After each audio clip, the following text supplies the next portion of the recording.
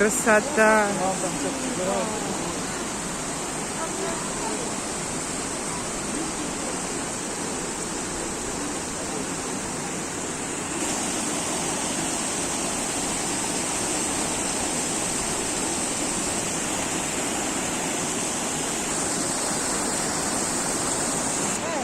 Мы пойдем на дом потихоньку.